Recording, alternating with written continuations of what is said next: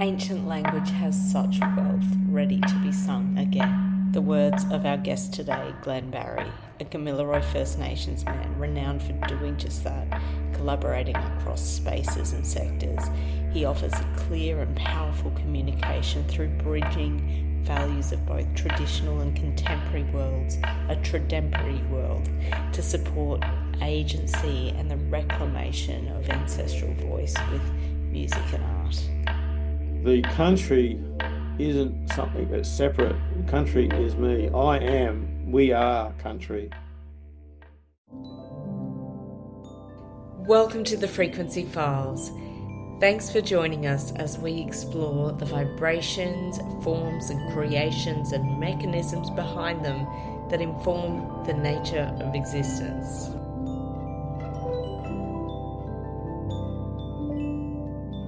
I'm a river man, and I don't have any planned destination, but I do like to go with the flow, and sometimes go against it. You know, the dead fish goes with the flow.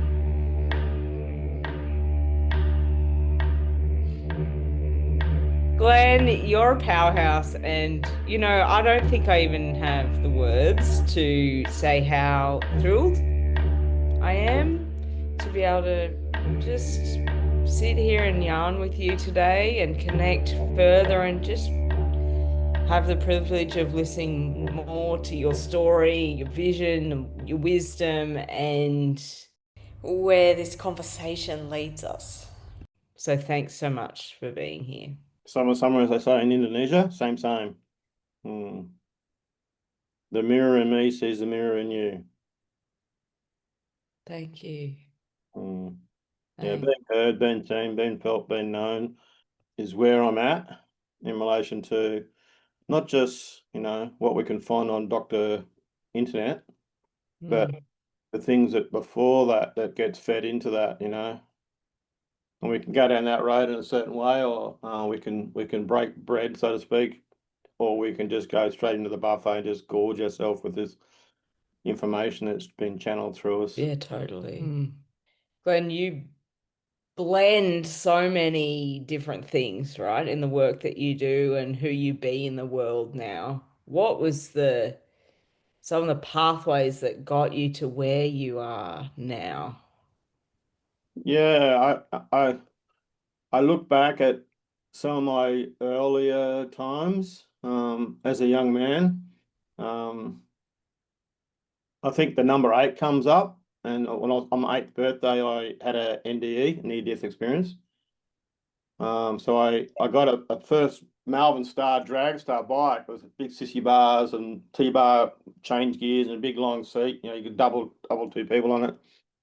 And I so excited. And I took it out of the house and down around the corner, and apparently down the back hill, and the handlebars weren't tightened up. My dad bought it straight from the shop. It was the first one in Australia, and he didn't recognise that the handlebars were loose. So apparently down the hill on flat chat, and all of a sudden apparently the handlebars went forward. I did a Superman impersonation and ripped off half my face, and apparently walked back into the house, and mum, this is mum's story because I don't remember anything.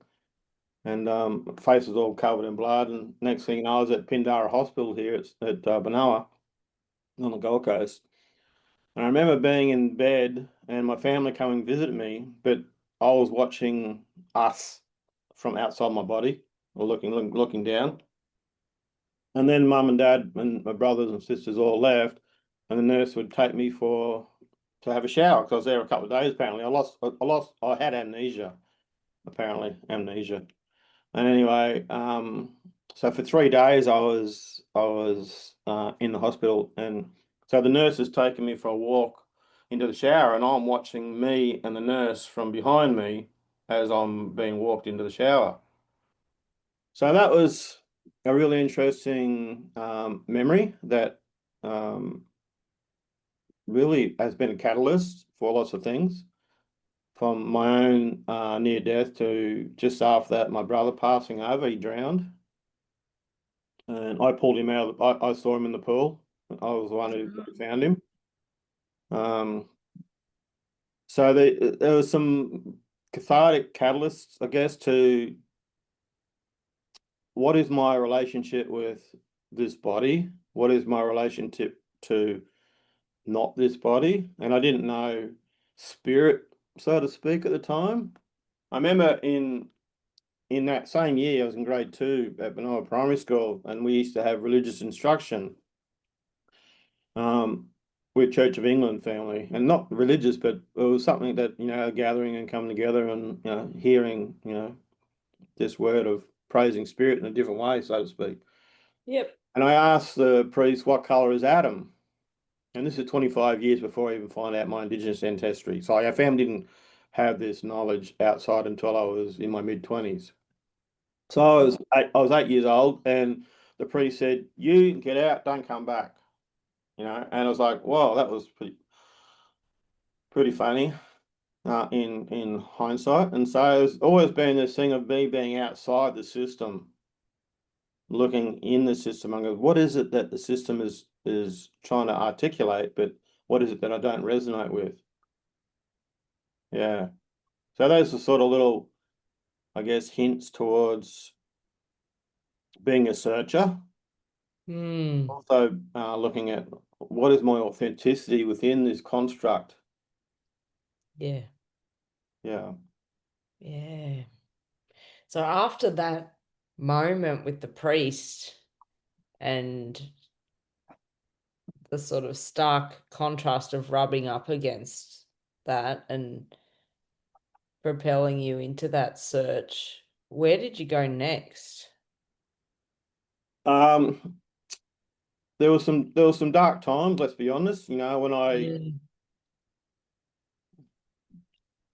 like before my brother passed over, I used to have out of body experiences, and I would astro travel from my bedroom into his bedroom, and I'd get chased out by some weird energy. It was like horizontal falling. I'd be trying to run in my dream, and this Yeah. energy would be, he's coming with us, so to speak, and you can't come in and do what you do as a brother, because I'm the firstborn, sort of thing. So something was telling me there was some energy around my brother in this dimension before he passed over. So there was a lot of self-blame as Yeah. responsible for myself for what happened.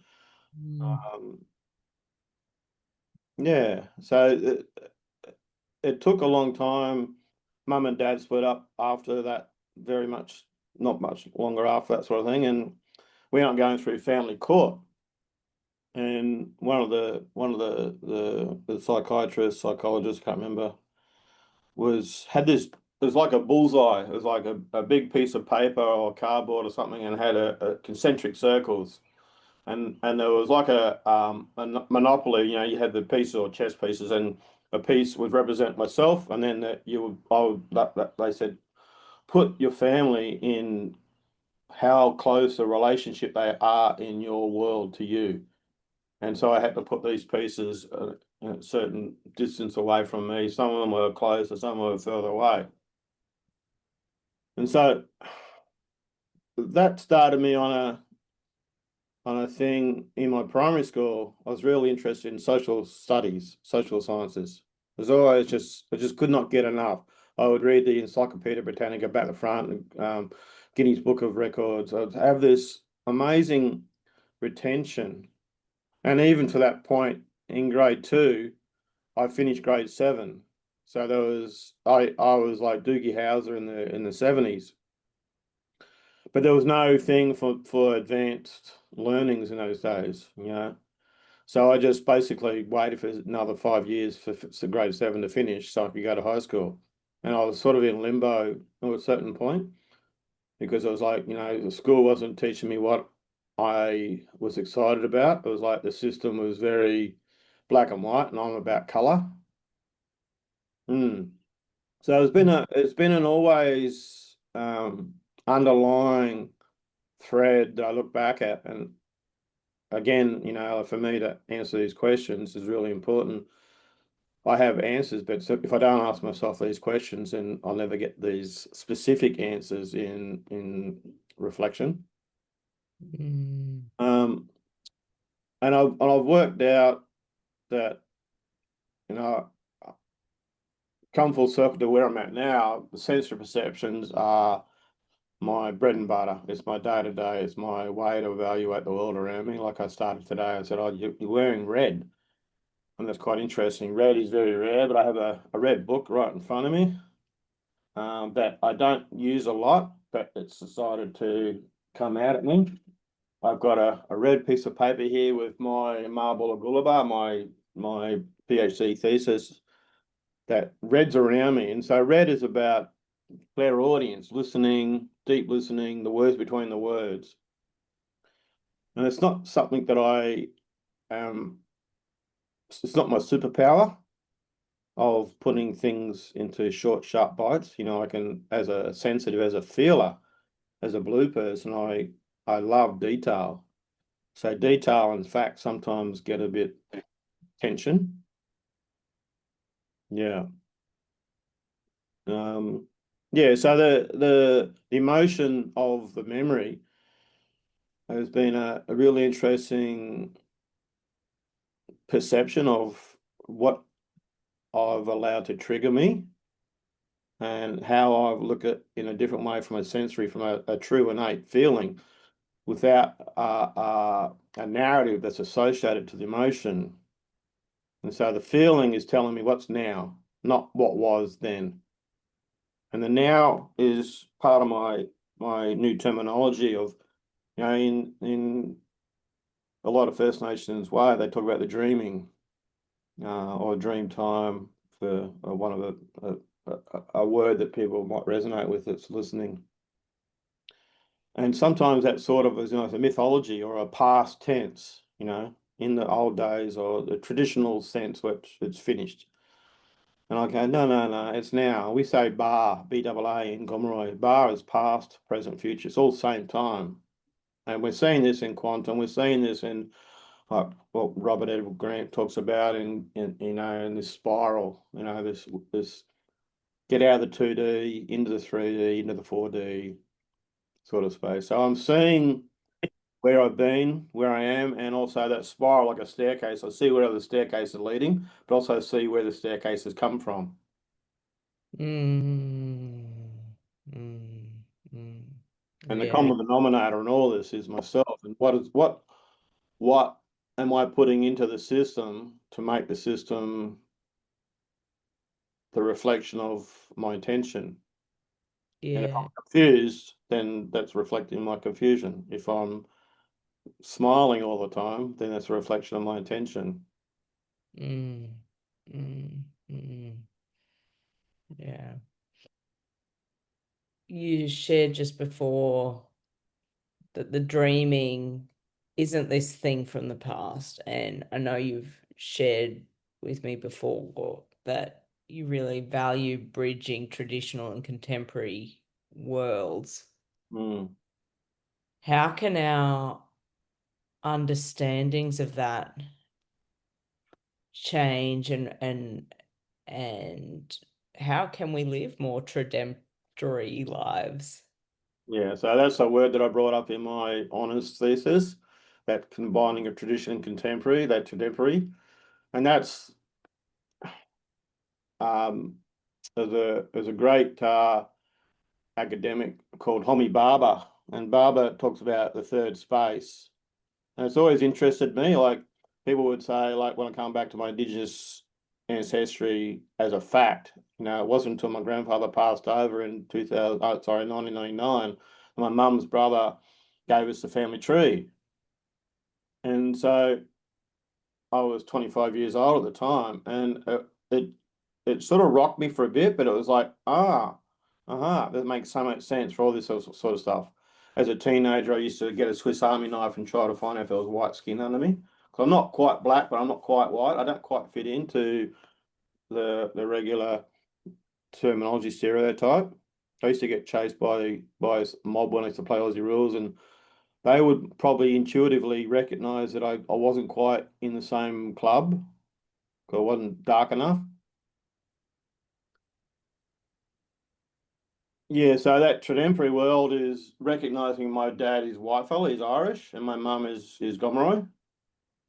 And so here I am in the middle. Who am I? When people look at me, would go, "Did you ever look in the mirror, Glenn? Didn't you know that you're mob, you're Aboriginal, that sort of thing?" And I wasn't like I didn't look in my mirror, and I'd go in the sun and I black up straight away.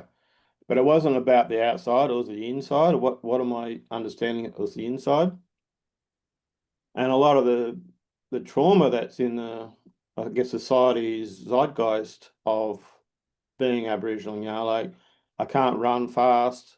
I'm not in jail. I don't get caught up. I'm not an alcoholic. All these sort of stereotypes that the system says about us as First Nations people was like, well, I didn't resonate with any of that, and I don't resonate with any of that, and I actually put up, that's your projection. It's not my acceptance. And so the full circle is coming back to these traumas is they've helped me to find out who I was at that time, and sometimes separated myself from who I thought I was at the time, which was very cathartic. But at the same time, those building blocks, it's like a wall of different color blocks, and there's a certain pattern that those blocks are built in a certain way. But then I come along and knock the wall down and rebuild it in a different way. The colors are changed. So my choice, my agency, my free will, my autonomy has really stepped into the conversation of inflow and outflow. And before I make a decision, it's like, oh, I'm just checking in with that authenticity. I'm not just going, my dad used to say, please engage your brain before you put your mouth into action. And it's quite interesting. He always used to say there's no such thing as can't. And so it's ironically a couple of things that have resonated with me and left with his discernment, even though some other things were probably not in the healthy way sort of thing. But some of the things that I resonate with in this moment and these in these decades that I've been on this earth is I'm giving myself a chance to breathe. And this comes back to the didgeridoo sort of thing of we make silence before we breathe out. And so that silence is really resonating in even this moment when I'm spacing my words, considering my actions, giving the voice, the guuli, to speak and channel clearly as best I can in this moment. Yeah. That's beautiful. And now you're working with Griffith Uni doing this incredible PhD that's taking this spiritual well-being and healing and music to another level. Can you tell us more about that and your journey to getting there and some of the themes that you're unpacking? Yeah, I am so excited in this present time. I'm at the tail end of my PhD research. I'm just about to bring it home on the tail end of this journey. And I look at all these points in a timeline, so to speak, of things that have happened to me or things that I'm aware of. And I recognize they're all pages of a book that were just spread out across the countryside. And I'm just picking them up bit by bit and then starting to put sentences together, to paragraphs together, to chapters together. And that is, I guess, the essence of my thesis. It's interesting. I didn't train in music, although I played didgeridoo, all over the countryside, international, whatever. But I trained in the arts with Kaya, with Contemporary Australian Indigenous Art, which used to be called Bavakaya, Bachelor of Contemporary Australian Indigenous Art at South Bank at Griffith. And then I did Bachelor of Fine Art, and then I did my honours in digital media. And so those sort of things were and have been my language, able to speak symbolically of the world around me and putting into symbols what I'm hearing, what I'm seeing, what I'm feeling, what I'm knowing. I was with a lady up at Sunshine Coast probably 2 years ago with a couple of our Gamilaraay PhD candidates, and I had a printout of all probably 50 or so paintings that I'd done in my portfolio, and I wanted to offer this elder some artwork. And she started looking at my artwork, and all my art was very unique, very individual. It's not like anything I've ever seen. It's very one-off. I don't do series of anything. Every one is completely its own thing. And she started looking at my prints and going through my portfolio, and she started looking at me a bit strange. And I'm going, "What's going on?" She goes, "Where'd you get this from?" I said, "What do you mean?" She said, "Who'd you copy for this?" I said, I didn't copy anybody. It's mine." She goes, "This is ancient stuff. This is ancient, like, this is stuff that's not been lost, but it's like you're channeling some old language." Comes back to the facts and the feeling that we started with this conversation is I go with my feeling. My gut feeling just speaks volumes, and I've gotten to a point where if I ignore it, I know something will go down and not probably in the best way. And I take that back to I just come back from Bali 2 weeks ago, and I remember I didn't go back to Bali for 20 years, but I was in America. I was just finished. I was doing a double degree at Griffith, and I was just getting blown out. My head was just full to the point where my forehead had a sebaceous cyst on my head, and my whole head blew up, literally blew up. Jeez. But I was in America. I was in Nevada desert, and I'm going, which way should I go? I was getting called to go to Anchorage in Alaska, and they had the Area 51 anniversary. This is 2002, yeah. And there was an American powwow, the convention going on just down the road, and then I had friends in Sao Paulo said, "Come on down this way." So I was getting pulled every which way. And I used to be a chef in Indonesia, and my boss, he shortchanged me about 20,000 US, and so that was years before. But I was always wanting to catch up and get that money back in my pocket, not in his pocket. Anyway, so I'm sitting there in America in the back of a house, and I'm going. The answer's usually right under my nose, and I had a glass of orange juice, and I spilt the orange juice. I'm going, "Oh, that's interesting. That's a good message. What is that message?" Orange is an anagram of no anger, no rage, and color decisions like red light, orange light, green light. Do you stop or do you go? And so I heard the Indonesia money sort of thing is don't get caught up in the anger of that I was hanging on to, but make a decision. And so the words came through just real simple. Get a plane ticket, go back to Australia, go north. And I'm going, okay. So the week before I left America, I just bought a brand new Ford Drive. I'm going, right, I didn't know where my destination was, but that was the thing. So I flew back to Australia. I got off the plane. I got in the car. My ex-girlfriend, we're driving along, and also on the radio, it's talking about the Bali bombing. And I'm like, what is this all about? Like the Sari Club, big bombing at Sari Club. And my boss's house is around the corner in Poppy Lane too. And I would have been there for sure. My pockets would have been full of all this money, this bungu, but I would have been, finished. So it was a really interesting thing about timing, about listening, about not pushing, communication way, physical way, mental way, spiritual way. Yeah, so these gut feelings, I support, 295 million%. And they help me be in the right place at the right time, not the right place at the wrong time or the wrong place at the right time. Yeah. Wow. And it's so great when you can bring those real world examples of times where you did listen when, the mind would have suggested otherwise, and what came of that.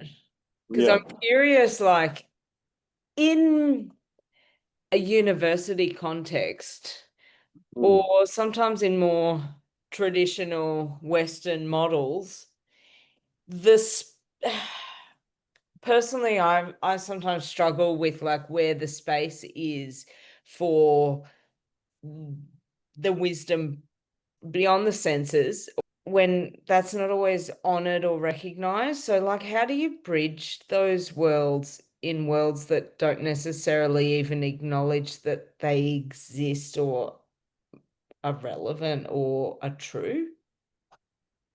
Yeah, I think it comes back to semantics and Yeah. terminology.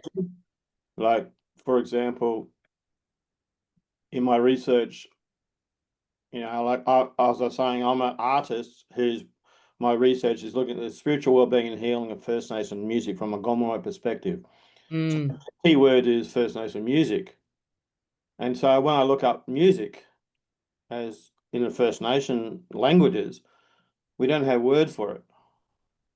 When I look up art in First Nation languages, we don't have word for it. When I look up culture, we don't have word for it. It's like Aboriginal. We don't have a word for Aboriginal in our language. It's a word that's given to us by the colonizers. Mm. We do. It's like it's onomatopoeia. It's like the sound of what we hear. That's what the sound is. They're saying didgeridoo, didgeridoo, didgeridoo, didgeridoo.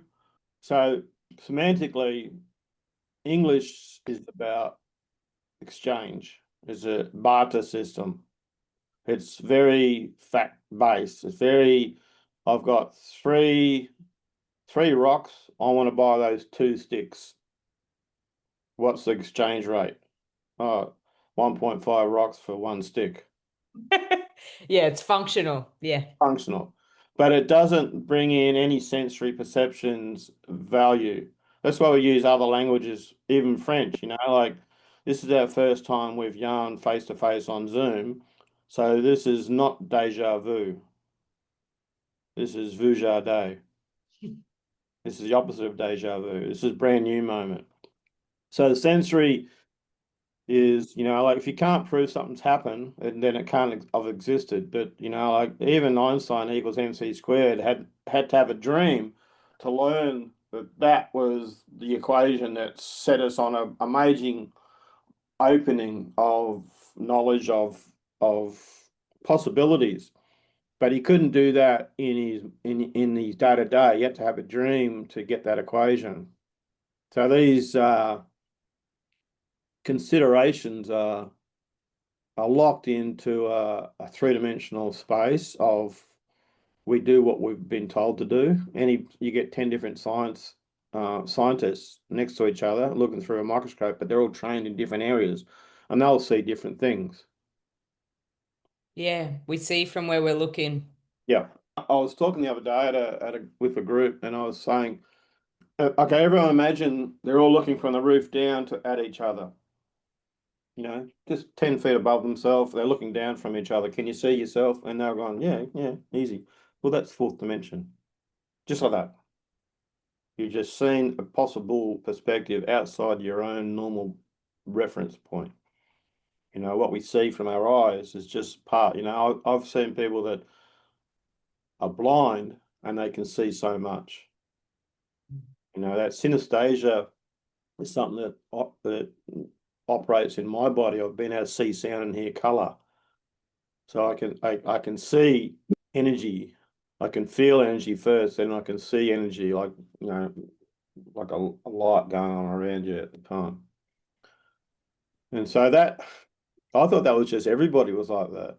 Mm. To be honest, in hindsight, I think we are like that. We just either blocked that out or forgotten that that was an equation that we could tap into. It's like they say they can't the skill sets they had to put the man on the moon, they don't have anymore. Mm. Yeah. So it's I use the word remembering and hyphenate the re and the remembering, putting the pieces back together, the jigsaw puzzle.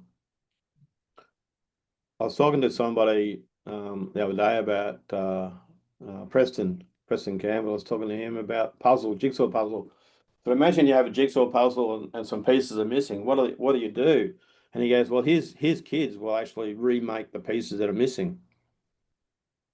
And I was like, that's the new generation. They're not here to say what's not here. They're here to say this is what I'm going to add to the system to make it whole again. WHOLE.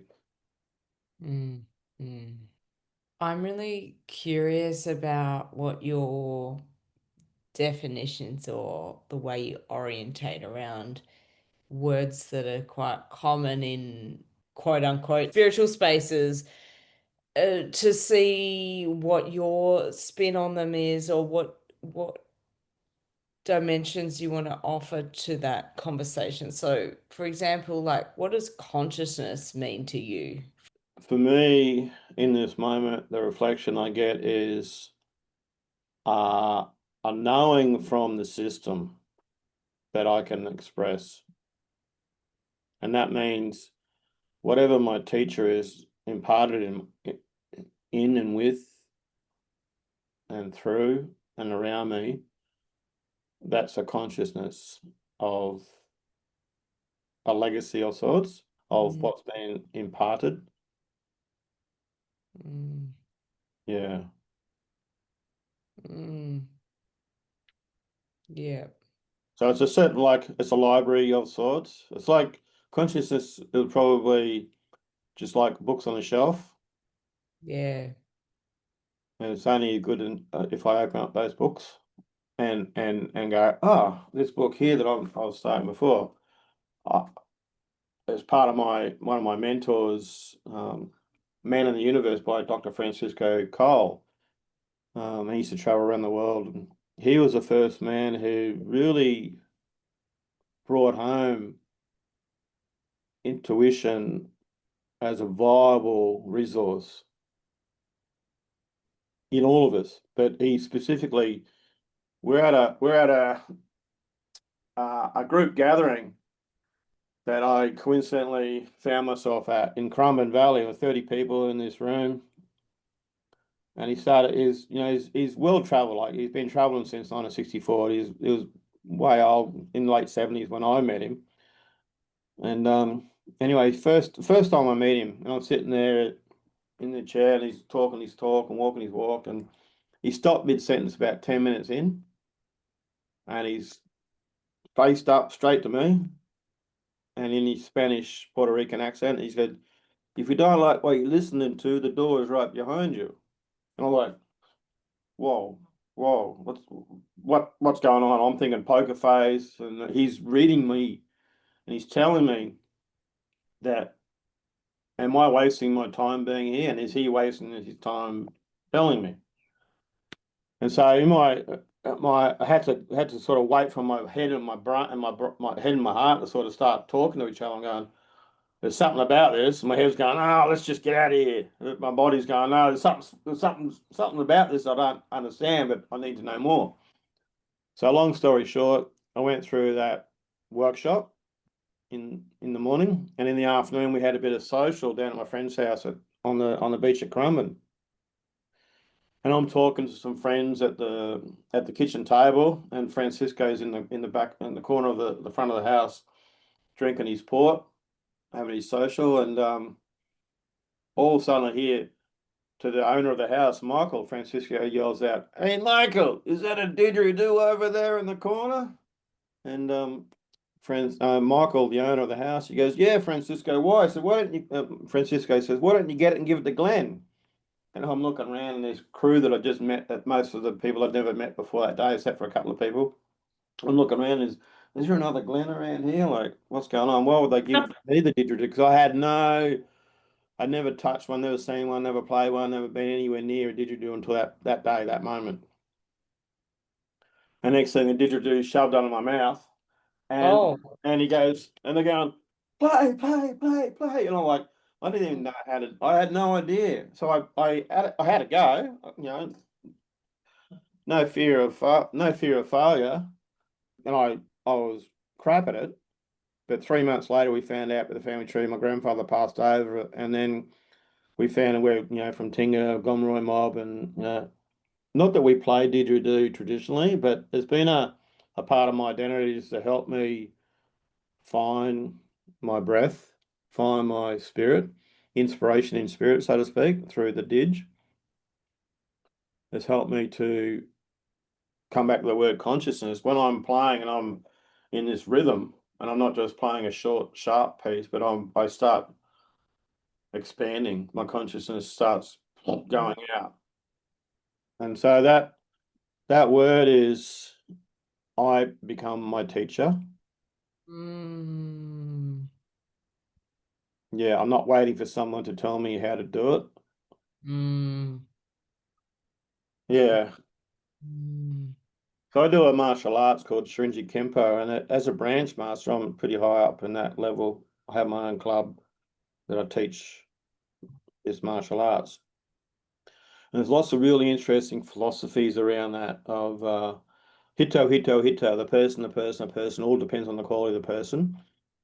A lot of people think when I go to Japan every year, people go, "Oh, did you win? Did you win your competition?" I said, "No, no, it's not about winning. It's about learning about how to study about myself, bringing that consciousness again in what I project in my mind versus what my body is teaching me." Um, yeah, so there's a little whisper on the side about subconscious, so to speak, or another conscious, not as a subpar, but as a equal to, you know, sort of thing. Yeah. Yeah. Other facets. Yeah, Yeah. yeah. But we don't we like even when I teach music theory at the Conservatorium, Indigenous music theory, I look at improvisation is my hint. You know, I'd never do anything the same ever. My breath is never the same ever. It was a breath what was happening at the time. When I'm panicking, my breath is a certain way. When I'm calm, my breath is a certain way. When we're talking and we have that reciprocity going, my breath is a certain way. When I'm sleeping, my breath is a certain way. But it's never the same. It can never be the same. The pattern is not a pattern. The pattern is it's always different. The similarities is I'm breathing in, breathing out, but you know, from the time I'm born to the time I die, my breath has its way. And so the conscious and subconscious is really all about breath for me, of being calm. You know, I've had, people say that, they can stop their breath. You know, people can say, I don't need food, all sorts of different things, but the in breath for me is helping. It's like where Wi-Fi come from. Where did Wi-Fi come from? Like before we were all plugged into all the leads. Now we can plug in anywhere. I heard someone saying the other day that there's a new invention where they won't even need satellites. They can use their phone anywhere in the world without Starlink, without satellite access. So we're in a rapid progression of consciousness. But consciousness by itself, by the knowledge, is limited. It'll get to, I used to hear them talk about the 2020 spike as a kid, but every year the knowledge would double, and it would be like this bell curve, but it got to a certain point, with which we surpassed. 2020 was the peak. It reminds me of a story that one of my elders, she was a medicine woman from down northern New South Wales, Annie Lorraine Murphy Williams, and she used to travel the world, and her traveling partners were two guys you probably heard called Pope John Paul II and the Dalai Lama. So that's how she used to travel around the world teaching her her songlines, her stories, her medicine. And when we met in I think late 90s, she's like only 5'6" sort of thing, in the late 60s at the time. And I'm not a small fella, like I'm 110, 115 kilo. You know, and people look at me and they look at, whoa, sort of thing, don't mess with that fella, sort of thing. But she's come up to me and put me in a headlock. And her words were, you and me are going to be working together. And I resonate with that every day because I mean, she taught me a lot of things and I recognize like she's here right now. Wow. I don't know if you can see that. I'll put it off blur because this is important. Oh. Anyway, so I've got her text right here underneath my nose, Wow. literally. She helped me see parts of myself that I'd never recognized before. and she passed in 2001. But she's here Mm. now. She's literally here now. This conscious, subconscious, other conscious is it's just like I see the disco ball mirror, the 70s, John Travolta and Bee Gees, Olivia Yeah. Newton, sort of stuff, and I could see myself, but all these other worlds in these different squares are reflecting, but I can't quite see them until I change my perspective, my point of view. Yeah. And this, Yeah. I guess, where consciousness, I always talk about in that book on the shelf thing is, it's like Google can give us all the answers, but it's not wisdom until Yeah. we embed it, embody it, so to speak. Because without the body, knowledge, it's like AI at the moment. It's a mirror to us, but it's not. It can't feel. It has no sensory perception. It can mimic emotion as a trained thing, like all people do. They train. If I if I'm a kid that I want my dummy and I start doing a temper tantrum and I wake and I grow up 20 years later and I want my Mercedes Benz and I have that temper tantrum. The same thing is inbuilt in my body, sort of thing. So yeah, Yeah. consciousness is it's sort of it's a key to the door. Mm. When I walk through that door, um, that is where I guess my ethereal, ephemeral, feminine, nurturing, without trying to prove it right, just sort of helps me to find a path through that without getting caught up in the confusion or overload or now I have this knowledge I've got to prove to everybody or try to sell it, Yeah. Yeah. be the guru, GURU of it. And for me, like I can't remember who was saying it. It might be Robert Edward Grant. I think it might have been saying that guru just means the balance of light and dark. And that's as simple as that. So I hear in this conversation, consciousness is a part of the jigsaw puzzle, Mm. um, but it's missing its symbiotic relationship. Yeah. Yeah. Yeah. Yeah. With the vessel that it lands in, sort of thing. Like, Yeah. So in my research, Ma Bula Gulaba, 1, 2, and 3. Male is 1, Bula is 2, Gulaba is 3. So male, I say, is myself and spirit. It's like yin and yang, so to speak. It's like it's the part of the Tao, that the whole, the way. Um, and then we come in by ourselves, even as triplets, twins or triplets, we come in by ourselves. We yep. can't come all together at once. And so that male becomes, oh, the world around me, the other becomes two, doer. Um, and that self learns from the other and the other learns from the self. And then we go from mother and father or brother and sister or cousin, whatever. So it's one-on-one, so to speak. And then we get a chance to expand that consciousness, so to speak, that lived and living experience into Gulaba, into 3, the plural. A stool can only stand on 3 legs minimum. It needs a minimum of 3 legs to stand on its own. And so Mm. 3 legs is good, 4 legs is better, 5 legs is great, 6 legs is amazing, 100 legs, you get a big team together of 100 people. And the power of that is amazing, that Gulaba, that community conversation where you join together on some level for some purpose or some connection. The more that we gather and remember and come home to not only ourselves but our mob, these ideas from innate perception help me to clarify, am I in the right place? Am I speaking as a collective? Am I speaking as I'm in control of these people? Or, I'm trying to be GOD to people that you know, your God's no good, but listen to my God knows everything. Yeah.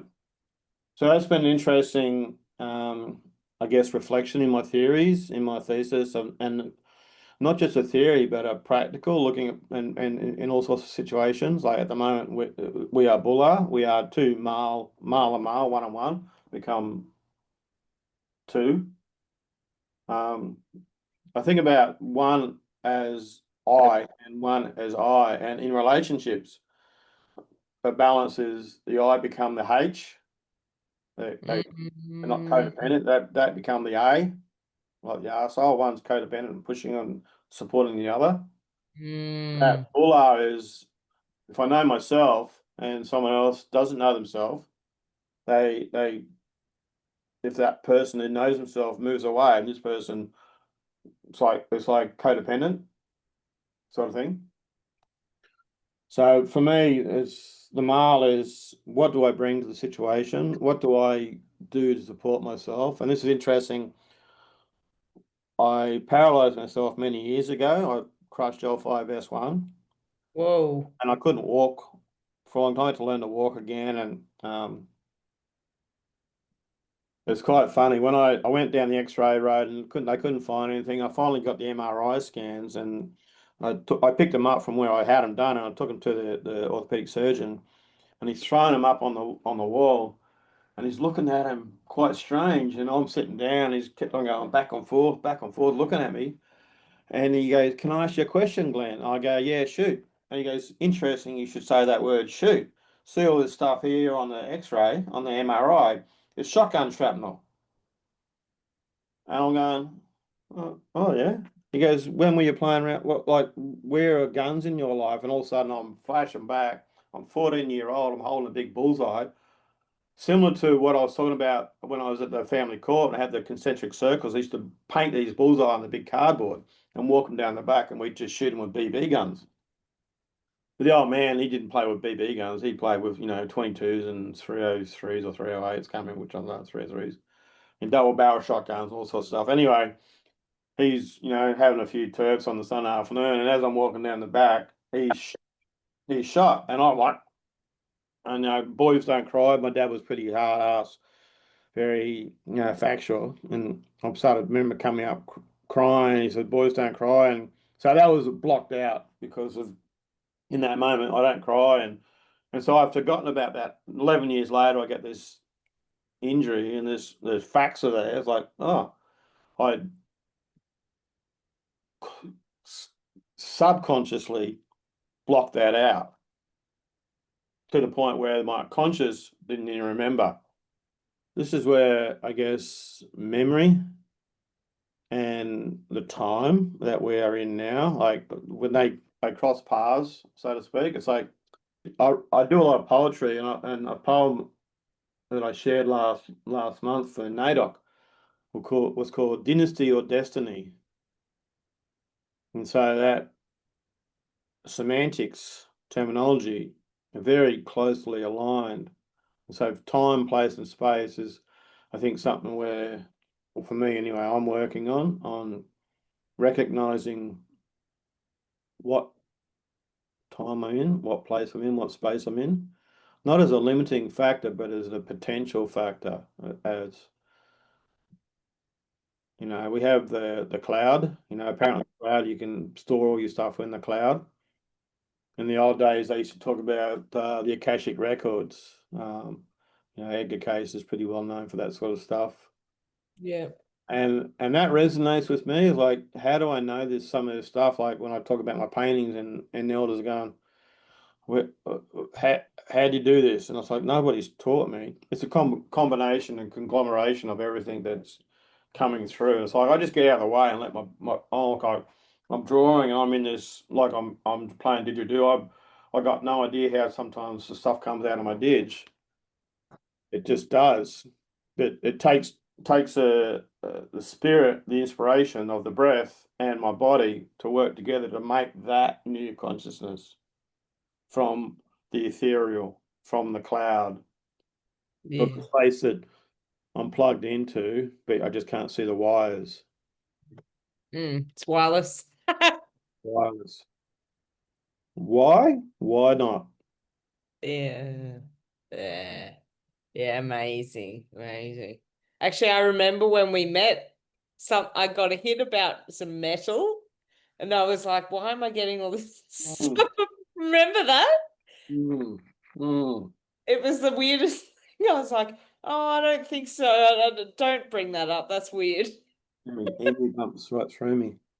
So, yeah, it's just amazing, isn't it? What memory is, what time is and isn't, and what our perceptions of them can be or not be, and what's available to us when we broaden our definitions of them. Yeah.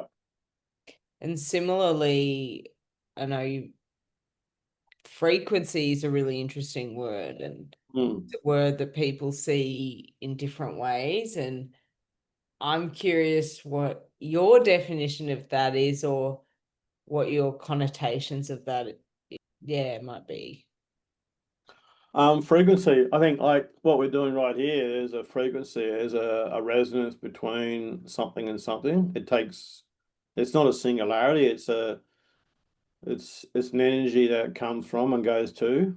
Mm, When I do my didgeridoo, the sounds that come from the people, the reciprocity that I pick up from the energy of the people comes into me and out through the didgeridoo. So that frequency is an alignment. yeah. Also a disconnection. Some frequencies I'm around can say, this is not in your best interest to be around, Glenn. When I first started my fine art, my lecturer, he said, oh, you'd be good at landscape, like printmaking. He said, you'd be good at drawing landscape because you're Aboriginal. And I was like, oh, that okay, fair enough, whatever you reckon. And so anyway, so I started drawing this landscape, and it had this big diamond pattern, a triangular shaped rock in the middle of the landscape, and then in the air, it had a Bible with wings, and there was big ray of sun at the top. Anyway, so I printed this out it might have been copper. Yeah, it was on copper. So it was reversed and then come out proper way when you print it.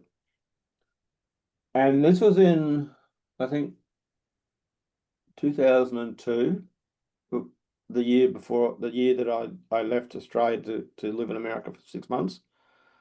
And that year, I think it was that year, they did a memorial for the Mile Creek massacre site where ancestors were massacred. It was the first time in Australia's history where the perpetrators of the massacre site went through the court system, and they all got let off in 1838. And then it got retrialed, and then 7 or 9 of the 11 got hung. So after that moment, people wanted to move on. Aboriginal people, it was through arsenic, or poison the water, or all sorts of, in the what do you call it, the poison the flower, or so there was all sorts of different ways. The old thing, if you can't prove someone did wrong, then they can get off scot-free.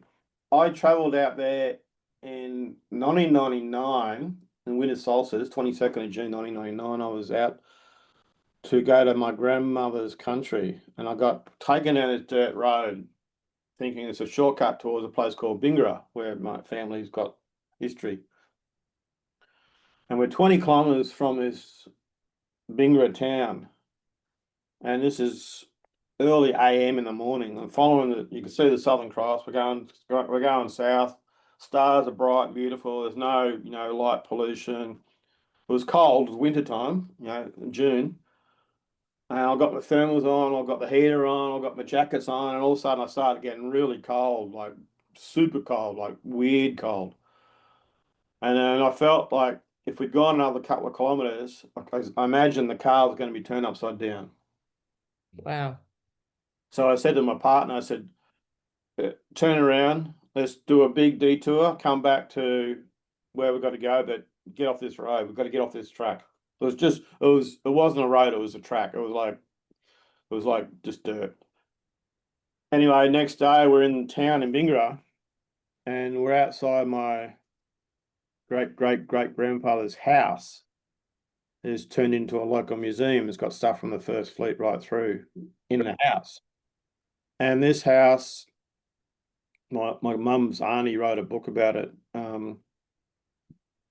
But anyway, I was standing outside of this house, this museum, and this was part of my uncle's telling us history of our Murri. My mum's last name is Murri, so the Murri family, the Aboriginal side of our family, and these people walk up, and they were academics from University of New England, from Armidale, and they were doing research on the area, and they knew everything about who's who in the zoo.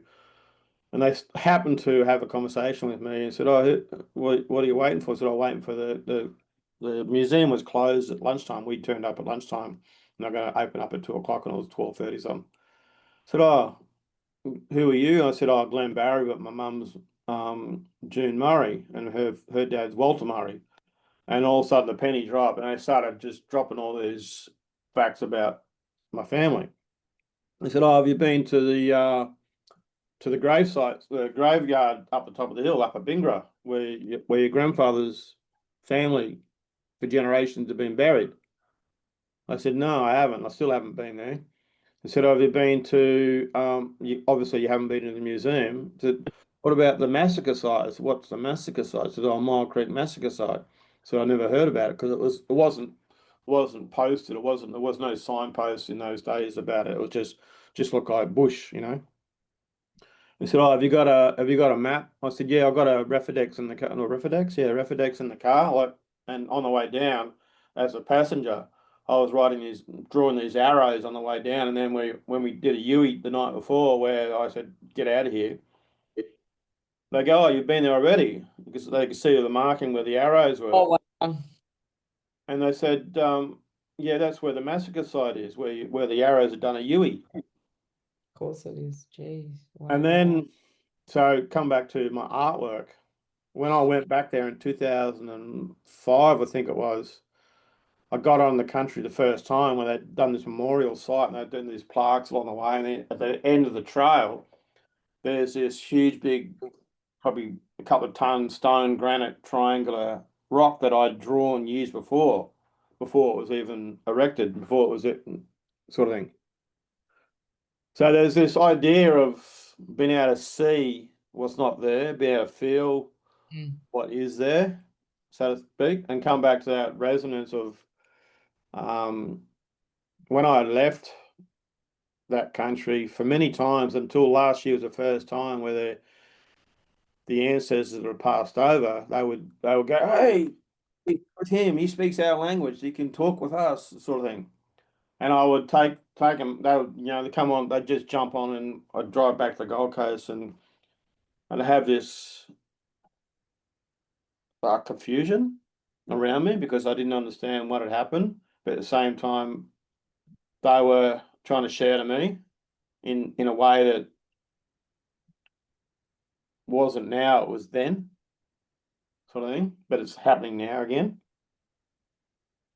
And so this year was the first time I was out there on country, and my intention was to be able to speak with them, but not to bring them home, to let them stay where they need to stay, do what they need to do, and to find their peace in this songline, in this story. Yeah. And that comes back to my brother, him passing over. I used to call on him a lot over the years.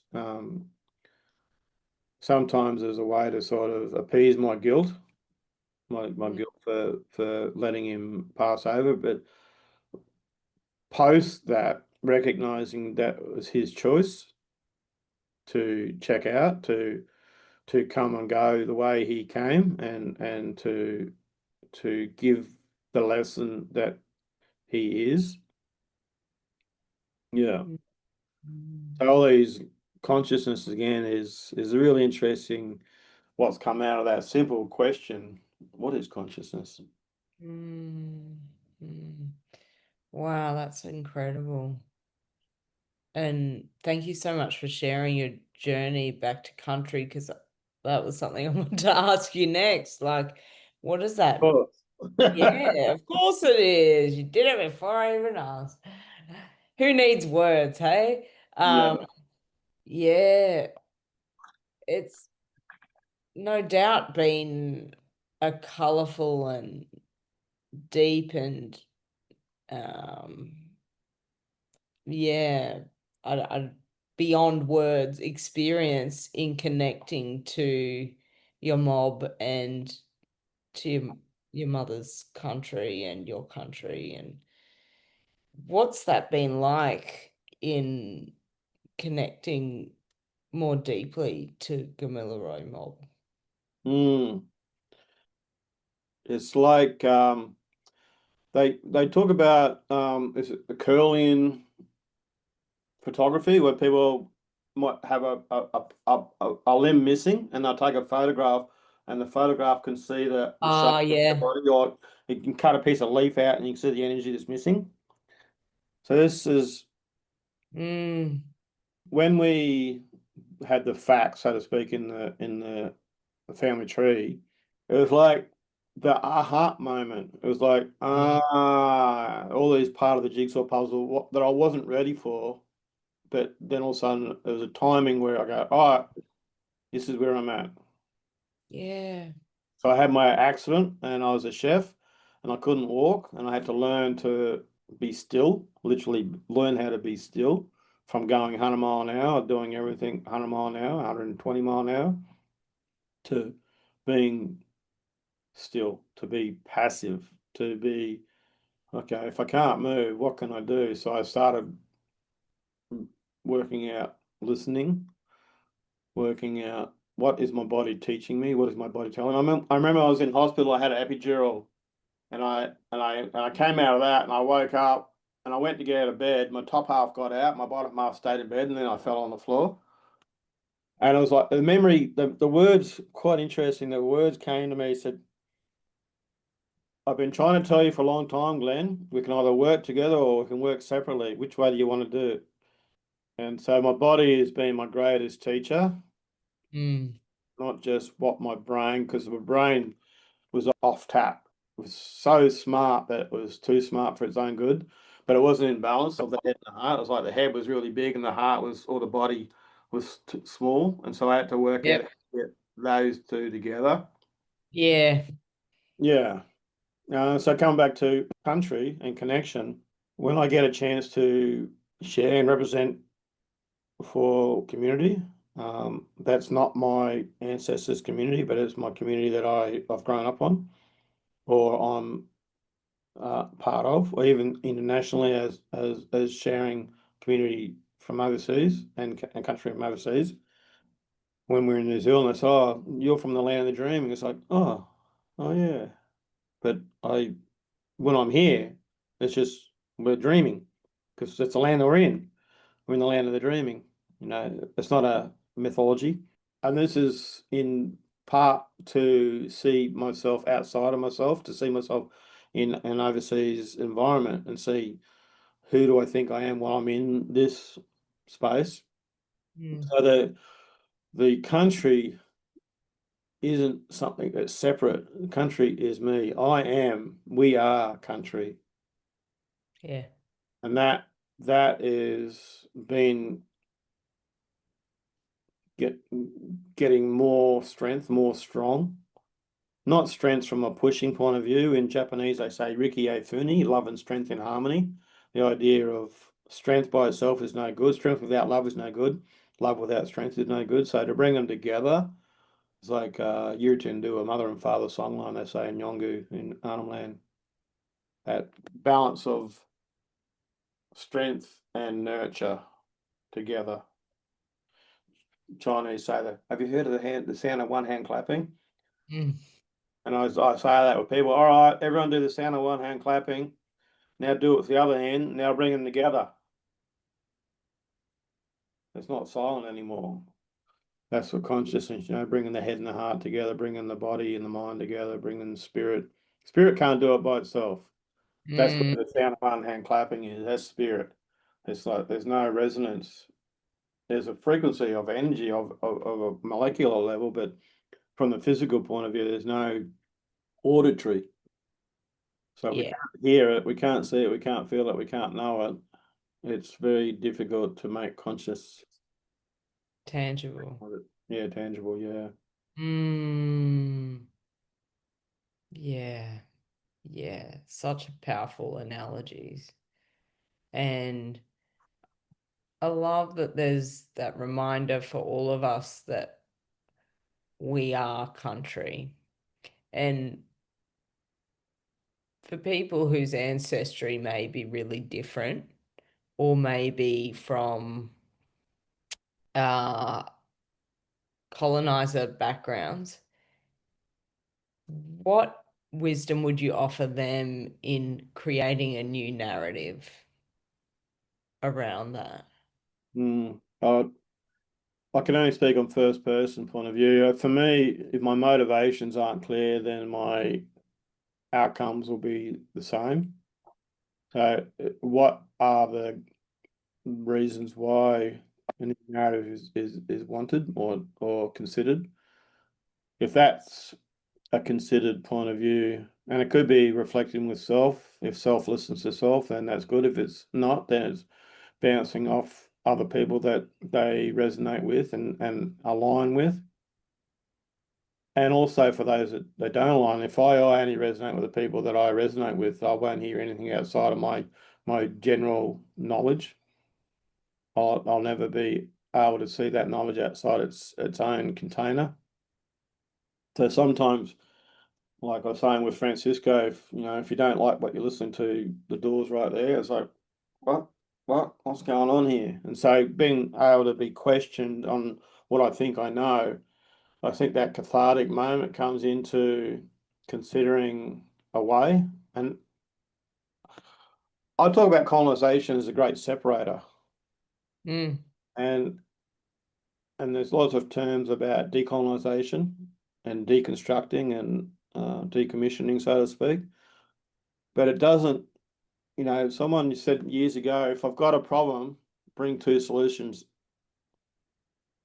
as a possibility. So what am I, and so what? I can talk about deconstruction, I can talk about decommissioning, I can talk about decolonization, I can talk about disconnection, I can talk about separation until the cows come home. But yeah, it hasn't brought a single possible avenue to move forward. It's going backwards, if anything, still Michael Jackson moonwalk. But how do I move forward? As our totem in our main totem, one of our big totems in Gomeroi is the Dinawan, emu.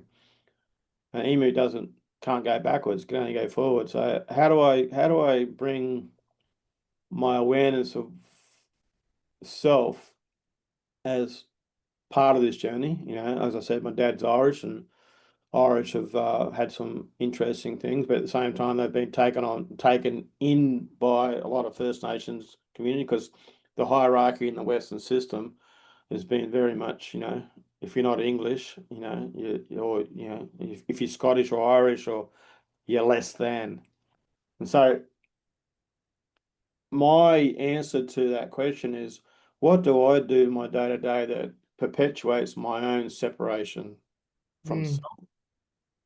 What is it that I do in my listening that separates me? What is it I do in my vision when I see people that are different skin, or wear different clothes, or drive different cars, or eat different food, in a way that I'm catching my judgment as a limiting factor?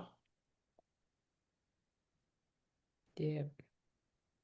Only Lorraine Murphy Williams used to tell me this dreaming story. It was the biggest story that I know. It was coming up, it was in the mid-90s. I was talking, Sydney had been given the Olympics in 2000.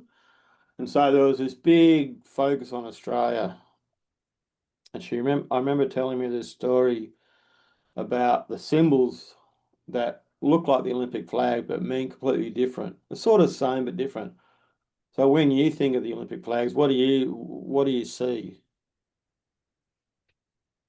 What do I see? Hmm. I see coloured rings linked together. Yeah. So that's it. That's the symbol in itself. And that is the metaphor and the breadth of, for me, that I'll never know everything, but my goal is to know what I'm connected to on those rings. So those 5 rings, she used to say, they represent the different color of people on the skins on this earth: white, red, Mm. yellow, brown, and black. So my mum was white. I'm sorry, my dad's white. My mum's brown. So I have those 2 rings. Mm. I have red skin friends. I have American Indian friends that I learn from and learn with. I have a lot of Asian friends that I learn from, learn with, and I have some black skin friends that I learn from, learn with. And apologies if this is not PC in some people's minds. It's a simple analogy, a metaphor of not getting caught in the details, getting clear with the facts. So those 5 rings as interlinking, I'll never be 100% on that. So when I have my judgment, is coming from a 20% 1 ring, 40% 2 rings, 60% 3 rings, but never 100%. So my judgment is becomes humble, and I go, oh, I need to learn more than what I think I can speak about, can consider in the conversation, in the consciousness. Yeah. Yeah. Yeah. Thank you so much for listening to this episode with Glenn Barry, and tune in for part 2 of the conversation.